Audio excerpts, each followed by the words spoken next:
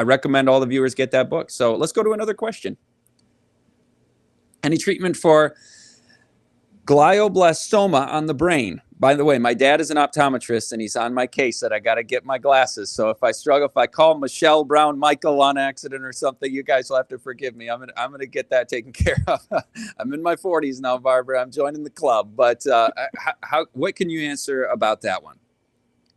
Well, I do appreciate too when people give me symptoms rather than medical names. Sometimes these medical names can be a little bit perplexing, but obviously it appears to be a tumor on the brain, and castor oil on the area can penetrate even through the skull.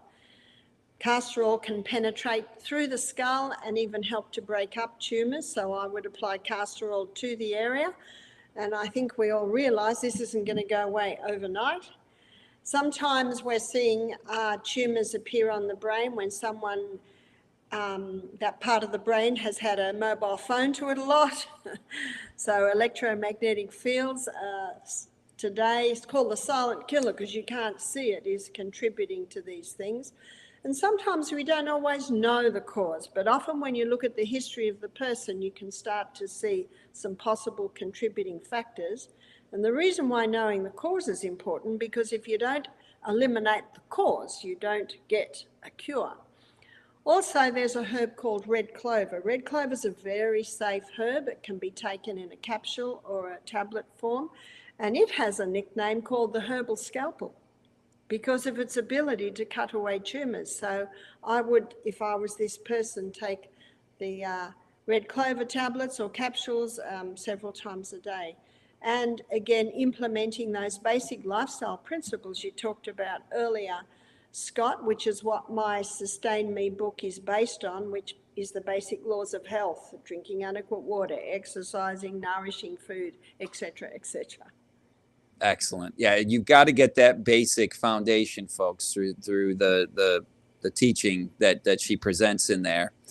Thank you, Michelle, for your question. That's incredible that castor oil penetrates the skull. I did not know that. It goes through the cranium to the brain. That's just God right there. I mean, he's amazing. We have an amazing God. Jeremy, what's the next question?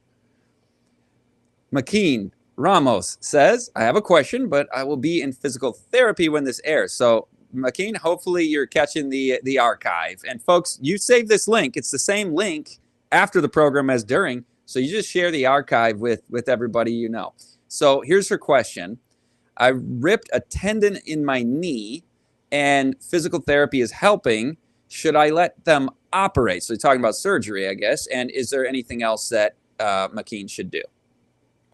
Well, I like to do everything possible rather than operate. And Dr. Kellogg, very famous doctor who had a huge retreat in the mid-late 1800s, I was reading the biography of a doctor who worked with him, and she said he was an excellent surgeon, but he rarely used surgery. So remember that as much as possible, and you can avoid surgery, but you know, at times it may be necessary. Physiotherapists, they're the experts on muscle, ligament, bone, tendon. So very important to adhere to what the physiotherapist says.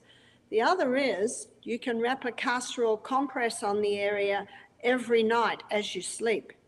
There is a herb that has a growth stimulant, and this growth stimulant is applicable for every cell in the body, so bone, ligament, tendon, muscle, and that's comfrey.